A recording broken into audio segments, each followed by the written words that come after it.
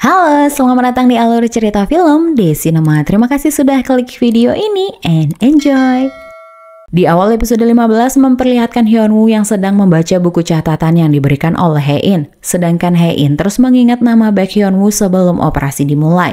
Namun setelah penangkapan terjadi, buku catatan itu tertinggal dan Eun-sung mendapatkannya sehingga dia pun membakar buku catatan milik Hae-in. Tapi secara kebetulan malam itu hujan dan musim dingin tiba. Kemudian para perawat di sana membicarakan mereka. Ternyata inilah alasannya mengapa Yoon-sung tiba-tiba menjadi wali Hae-in di rumah sakit.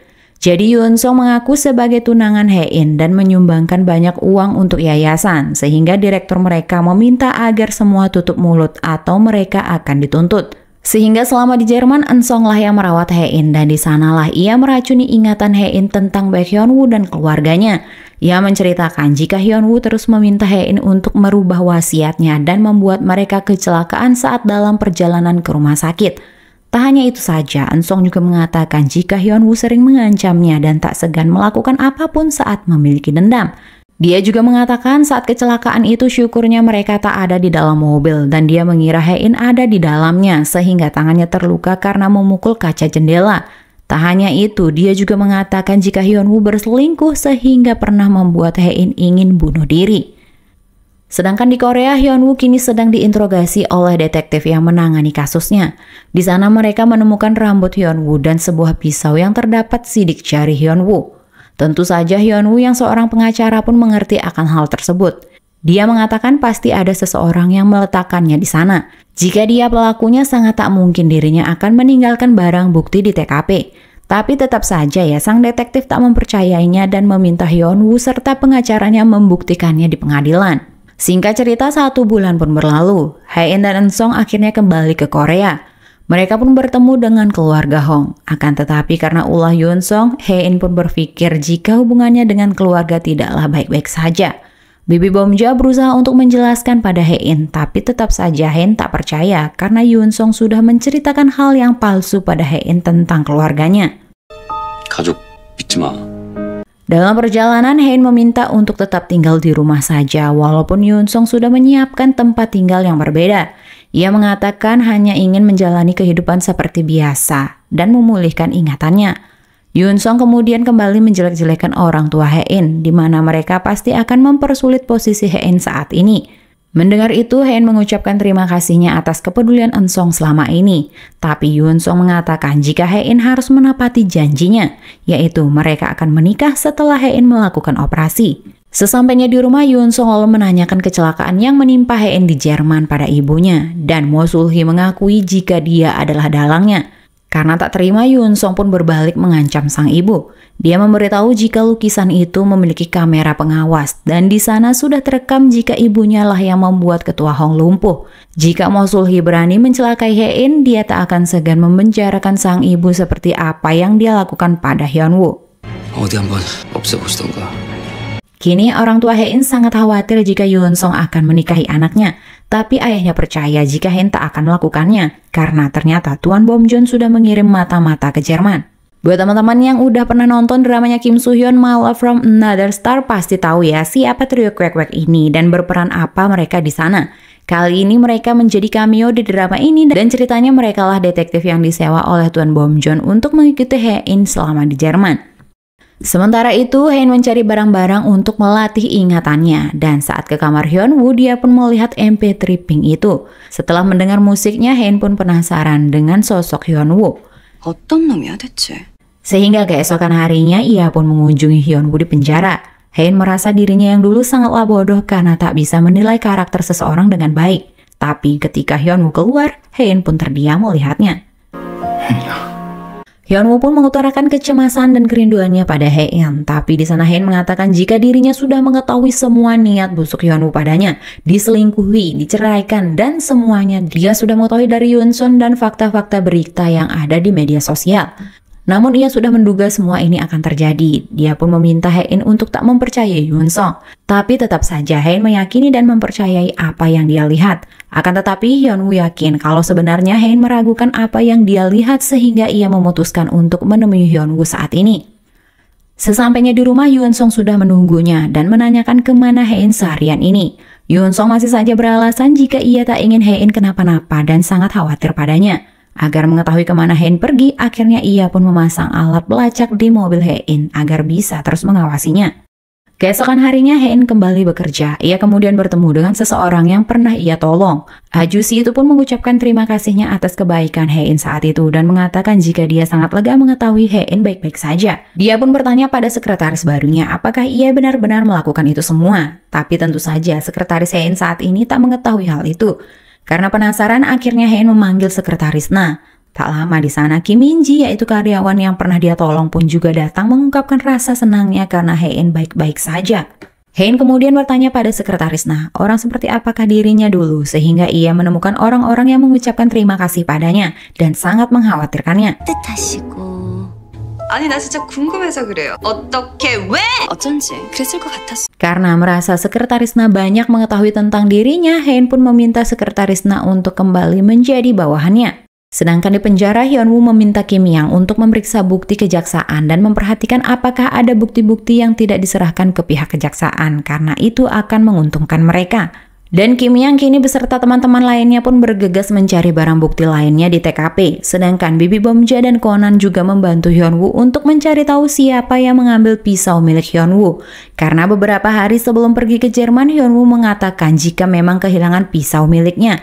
Dan Conan akan memeriksa seluruh CCTV yang terkait di tempat itu untuk mencari tahu siapa pelaku sebenarnya. Dan kini persidangan Hyun-woo pun tiba. Jaksa penuntut memaparkan barang-barang bukti yang berada di TKP berupa helai rambut dan sidik jari Hyun-woo. Di sana Hyun-woo pun menolak pernyataan tersebut karena mereka tak pernah bertemu saat itu.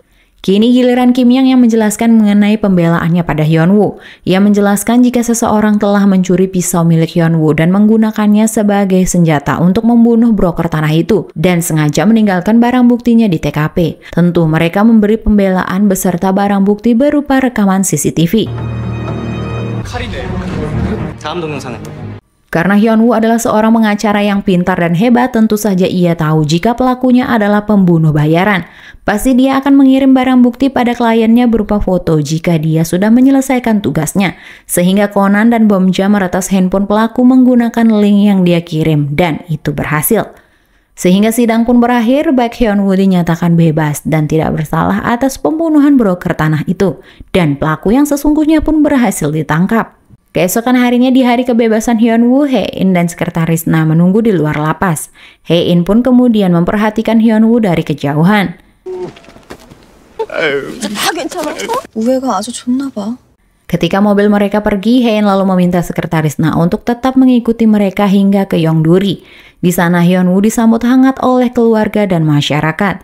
Hae-in pun melihat keharmonisan keluarga Hyun-woo dan melihat kalau Suchol ada di sana. Sehingga dia pun sedikit bingung kenapa adiknya bisa tinggal bersama keluarga mantan suaminya. Sedangkan di rumah sang ibu begitu senang dan tetap terlihat tegar walau anak bungsunya mengalami masalah berat. Dan Hae-in masih mengintip mereka dari luar tembok rumah. Sekretaris Na di sana rasanya ingin memberitahu faktanya jika Hyun-woo adalah orang yang dicintai Hae-in, tapi tak bisa. Ia harus menjaga rahasia karena semua itu menyangkut nasib pekerjaannya. Sekretaris Na pun mengatakan pada Hae-in jika tubuhmu akan mengikuti kemana hatimu ingin pergi. Sedangkan di Jerman, seorang petugas kebersihan menemukan buku catatan Hae-in yang dibakar oleh An Song. Syukurnya, Hyun-woo sudah berpesan pada perawat di sana jika mereka menemukan catatan itu agar segera dikirim ke Korea. Sementara itu, di Yongduri, Bibi Bomja melakukan perayaan khusus dan bagi-bagi hadiah dalam rangka kebebasan Hyun-woo. Satu persatu hadiah pun diundi, dan saat Bomja yang mengundinya, dia pun mengintip nomor undian Yongsong, kemudian sengaja mengambil nomor yang sama dengan Yongsong. Tapi reaksi Yongsong ternyata sangat di luar ekspektasi Bomja. Ia malah tak tertarik dan memberikan hadiah tersebut pada temannya. Saat Yongsong pergi, Bomja lalu mencarinya. Ia menanyakan kenapa Yongsong tak mengambil hadiahnya dan memberikannya pada orang lain. Dan kemudian jawabannya adalah dia tidak membutuhkannya.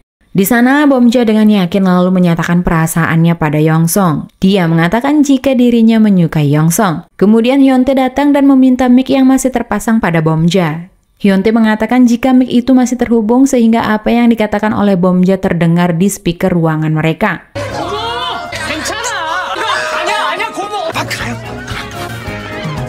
Sedangkan di kantor, Yoon Sung menerima kabar jika Hyun Woo meminta pihak personalia menerimanya kembali.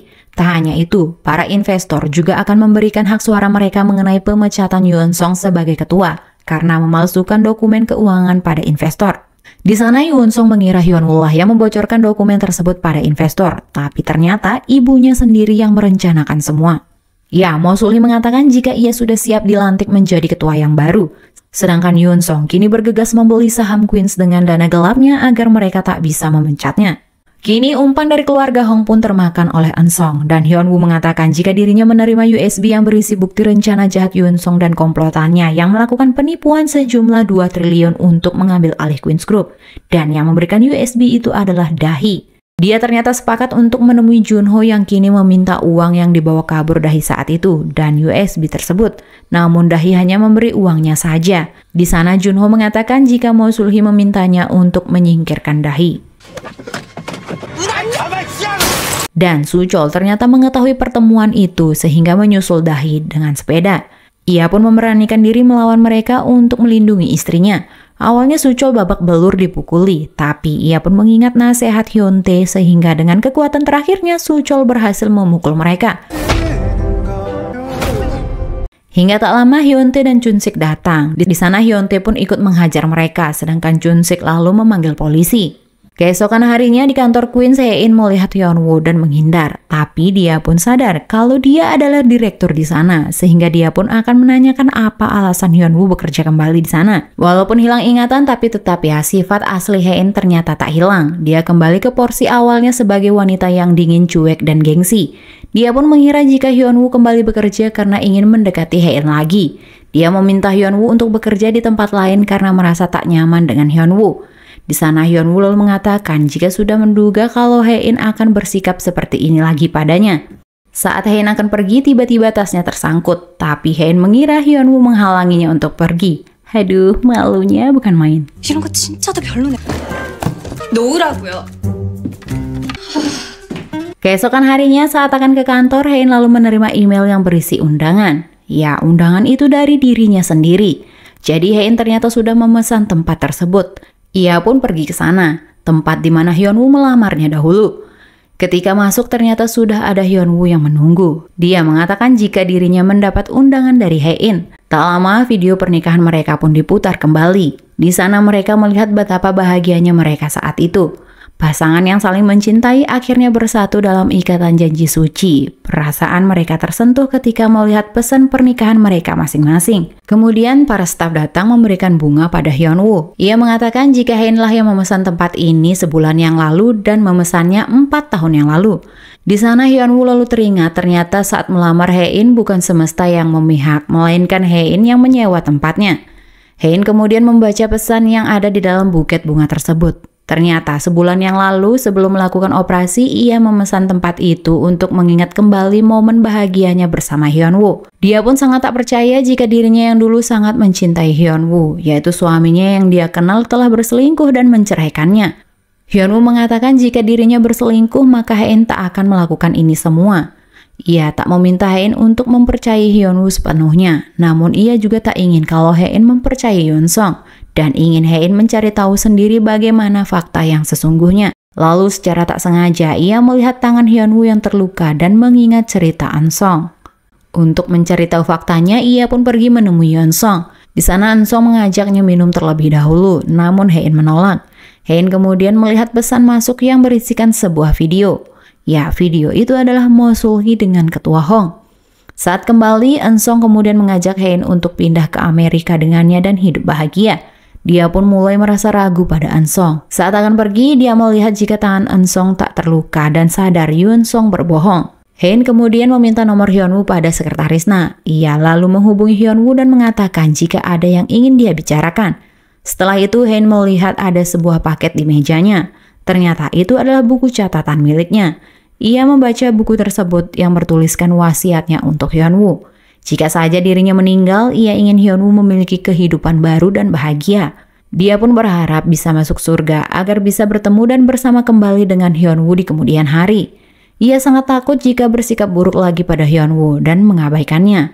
Dia meminta agar Hyun Woo tak muak padanya dan jangan lelah untuk menghadapi sikapnya. dan terus mencintai Hae-in. Ia ingin menikahi Hyun-woo kembali. Tak hanya itu saja, Hae-in juga menuliskan bagaimana pertemuan pertama mereka dan bagaimana ia bisa jatuh cinta pada Hyun-woo dari dulu hingga sekarang. Semua itu karena Hyun-woo adalah alasannya untuk bertahan hidup dan ingin bersama selamanya.